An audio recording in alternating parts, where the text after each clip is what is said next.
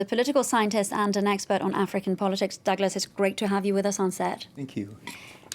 We just heard in that report over there by Laurent Bergstecker, a military commander has been able to oust the country's leadership.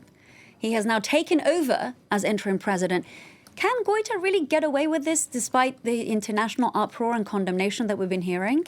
Yeah, and today is the proof of that. Frankly, I think there was one good sign, and that's he left his military uniform on, because I do believe the critical test will be if he takes his uniform off and presents himself in the upcoming presidential elections. Then we've got a problem on our hands. As long as he's keeping his uniform on, he can go for a military promotion, move from colonel to brigadier general, and return to the caserne when the coup is over, and hold a transition and hold elections. That's really interesting to hear. So you are potentially at this point a little bit more optimistic than I am, let's say. You believe that he could end up handing over power to a civilian leadership. I do. I believe that his behavior has been motivated since the original coup last summer by survival. I think he saw when his two colonels were taken out of the transitional government a danger sign. Because, of course, for him, he still has an enemy in Ibeka.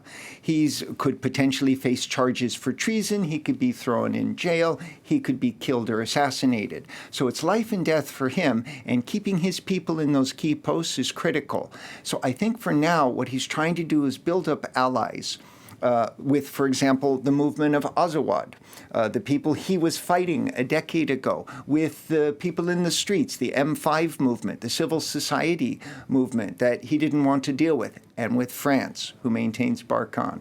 And if he can manage to keep those alliances together, then he could find a way safely to dismount from the tiger that he has mounted. That's a great analogy. Douglas, let's play a what-if scenario. What if he doesn't hand over power? What can the international community do beyond what they've done up until this point, which is issuing condemnations and, in part, temporarily suspending or severing relations with Mali? Right. So the international community has almost all the cards in their hand. Mali is a landlocked nation. It depends for its currency on the CFA franc. It requires all of its goods to arrive by crossing other members of the West African community.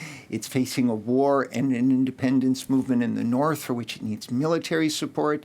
So the international community has almost all of the cards in its hand. But what he has shown is that one of the cards in their hand is a ruler of Mali. To allow a military operation to occur in Mali, according to international law, you need the consent of the nation state.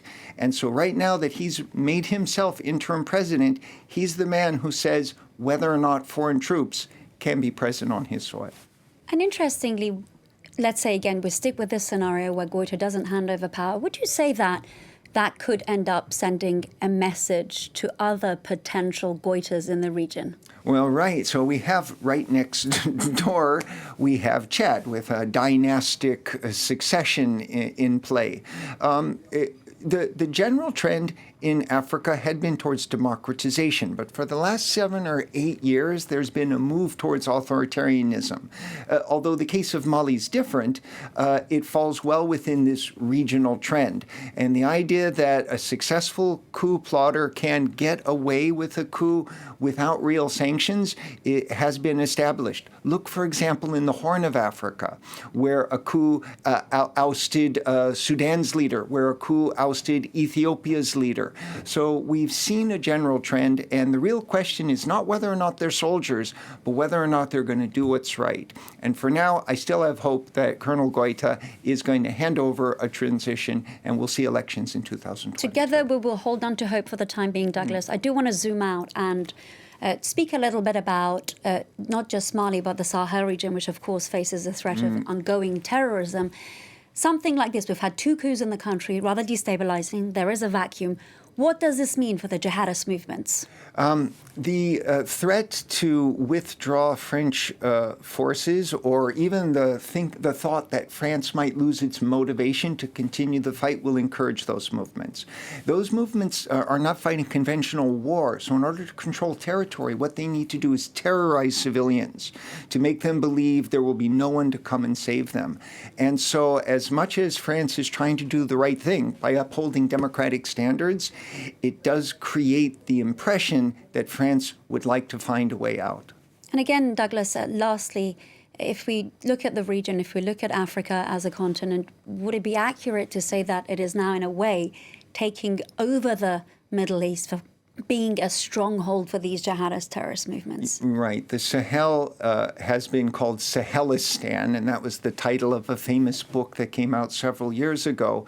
It's a perfect cocktail for the development of irregular guerrilla warfare, and with a strong strain of support from radical regimes in the Middle East and the Persian Gulf, and with huge arms caches that have come down from Gaddafi's Libya. This is a war that will continue for a long time. On the other hand, maintaining this region as a war zone may also create an external border for Europe, forcing migrants to take other routes and across the Sahel and into Libya.